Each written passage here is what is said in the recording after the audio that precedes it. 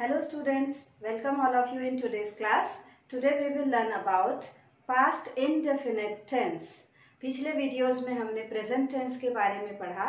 चलिए आज शुरू करते हैं पास्ट इंडेफिनिट टेंस से. पास्ट इंडेफिनिट टेंस को हम कैसे वाक्यों में यूज करते हैं? फॉर फिनिश्ड एक्शंस, ऐसा कोई काम जो खत्म हो गया हो and that has no relation with the present. Just like we went to the mall yesterday. कल हम मॉल में गए. Raghav met me in the morning. Raghav मुझसे आज सुबह मिला. तो गए, मिला, खाया, हुआ. तो ऐसा कोई भी वाक्य जिसके अंत में गया, खाया, पिया ऐसे वर्ड आए तो वो होता है पास्ट इंडेफिनिट टेंस. और जहां पर भी आपको ऐसे टाइम डिनोटिंग वर्ड्स मिले कि काम कब हुआ, अगर टाइम दिया हो, मैंने आज सुबह 9 बजे नाश्ता किया, तो वो सिंपल पास्ट टेंस है. लेकिन अगर उसी को हम बोलेंगे मैंने नाश्ता कर लिया है या मैं नाश्ता कर चुका हूं, तो वो प्रेजेंट परफेक्ट टेंस बन जाता है. तो मैंने 9 बजे नाश्ता किया, सिंपल पास्ट टेंस. मैंने नाश्ता कर लिया है, I have taken my breakfast, that is present perfect tense. तो दोनों टेंस में बहुत ही माइन्यूट डिफरेंस है जो आपको हमेशा याद रखना पड़ेगा. Simple past tense is also used to tell stories और स्टोरी सीक्वेंसेस. पास्ट की कोई भी घटना को एक के बाद एक हम अगर किसी और को बताएं या कोई स्टोरी में बताएं तो हम सिंपल पास्ट टेंस का यूज करते हैं. Just like I went to the restaurant, waited for her and then ordered a coffee. मैं रेस्टोरेंट में गया, थोड़ी देर मैंने उसके लिए वेट किया, फिर उसके बाद मैंने एक कॉफी ऑर्डर किया. तो सारी घटनाएं एक के बाद एक, सभी कौन से टेंस में है? सिंपल पास्ट टेंस में. Third use is imaginary situations. Conditional sentences आप लोगों ने पढ़ा होगा. जो सेकेंड टाइप का कंडीशनल सेंटेंस होता है इमेजिनरी सिचुएशन. कल्पना में जो हम कुछ सोचते हैं, if I won a lottery I would buy a sports car. तो ये जो पार्ट है if I won a lottery, this is in simple past tense. अगर मैं लॉटरी में जीत जाऊं तो मैं क्या करूंगा? मैं स्पोर्ट्स कार खरीदूंगा. So these are some uses of simple past tense. कभी भी आपको ऐसे सेंटेंसेस दिखाई दें जिनमें पास्ट की कोई स्टोरी हो, इमेजिनरी सिचुएशन हो, या फिर कोई एक्शंस जो पूरी तरह से खत्म हो गया है और उसमें कोई टाइम दिया हुआ है, तो समझ जाइए कि ये कौन सा टेंस है? सिंपल पास्ट टेंस है. हिंदी में तो हम ये बोल देते हैं कि वाक्य के अंत में गया, खाया ऐसे वर्ड्स आएंगे तो सिंपल पास्ट है. लेकिन अगर कोई वाक्य इंग्लिश में दिया है तब हम उसको कैसे आइडेंटिफाई करेंगे?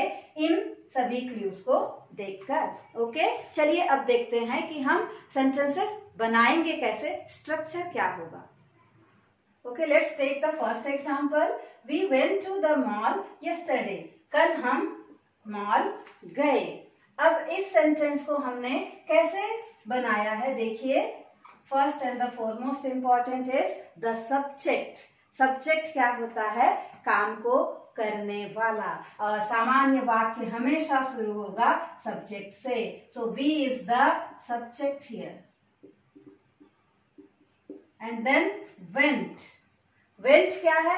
गए, जिसको हम बोल रहे हैं. Went is the main verb. और मेन वर्ब कौन से फॉर्म में है? सेकेंड फॉर्म में. To the mall yesterday. अब सेंटेंस के जो बाकी पार्ट होंगे या तो उसमें ऑब्जेक्ट होगा, ये सब मेन वर्ब के बाद में आते हैं. So this is the structure of simple past tense. You have to remember always the structure. Simple past tense एक इकलौता टेंस है जहां पर हम मेन वर्ब का सेकेंड फॉर्म यूज करते हैं. पूरे 12 टेंस में और कोई भी टेंस ऐसा नहीं है जहां पर सेकेंड फॉर्म यूज होता हो. तो उस पास्ट टेंस को आप प्रेजेंट टेंस के साथ कंपेयर करके अगर लर्न करेंगे, it would be very easy for you. See, we went, इसको अगर हम सिंपली लिखें we go, that becomes simple present. Subject and then main verb in the first form. यहाँ पर हमने सिर्फ एक चेंज किया है, सब्जेक्ट के बाद जो मेन वर्ब है अब वो सेकेंड फॉर्म में आ जाएगा। We go simple present tense, but we went is simple past tense. Okay? सो जिस तरीके से सिंपल प्रेजेंट टेंस में सब्जेक्ट के बाद कोई हेल्पिंग वर्ब नहीं होता, उसी तरीके से सिंपल पास्ट में भी देखिए यहाँ पर कोई हेल्पिंग वर्ब नहीं है। There is the main verb just after the subject. Subject के बाद सीधे मेन वर्ब आएगा। अगर हम इस वाक्य को अब नेगेटिव या इंट्रोगेटिव में चेंज करें तब अब हमको हेल्पिंग वर्ब की जरूरत पड़ेगी। एंड याद कीजिए सिंपल प्रेजेंट टेंस में हम कौन से हेल्पिंग वर्ब यूज करते थे? Do and does. Now in this tense we have a single helping verb that is did. Do और डज के प्लेस में अब हमारे पास एक ही हेल्पिंग वर्ब है दैट इज डिड। अब हम डिड का यूज करेंगे जब हम सेंटेंस को नेगेटिव बनाएंगे। तो नेगेटिव सेंटेंस कैसे बनेगा? कल हम मॉल नहीं गए, कैसे लिखेंगे? वी के बाद हमको डिड लिखना है और नेगेटिव है इसलिए अब डिड के बाद क्या हो जाएगा? Not. We did not go to the mall yesterday. This is the negative sentence. हम कल मॉल नहीं गए, did के साथ हमने not यूज किया।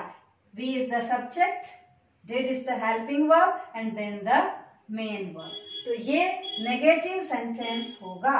अगर इसी सेंटेंस को हमको इंटरोगेटिव सेंटेंस में चेंज करना है तो क्या करेंगे? पिछले सारे टेंस में मैंने आप लोगों को बताया था, जब भी हमको इंट्रोगेटिव सेंटेंस बनाना होता है, प्रश्नवाचक वाक्य अगर बनाना है तो हम क्या करते हैं? We bring the helping verb in the beginning of the sentence.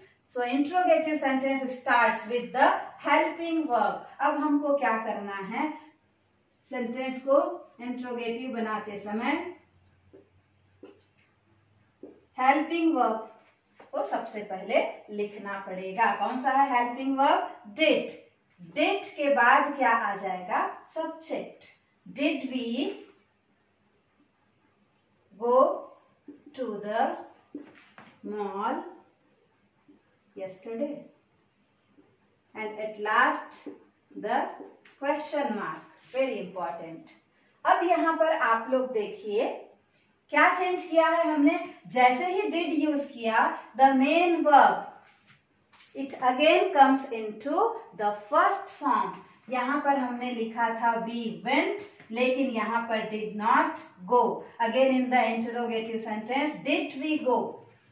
तो होता क्या है कि सिंपल पास्ट टेंस में, असर्टिव सेंटेंस में, सिंपल सेंटेंसेस में हम मेन वर्ब का सेकेंड फॉर्म यूज करते हैं, लेकिन जैसे ही हम डिड लगाते हैं या जब हम नेगेटिव एंड इंटरोगेटिव सेंटेंसेस बनाते हैं तो मेन वर्ब को फिर से हम कौन से फॉर्म में ले आते हैं?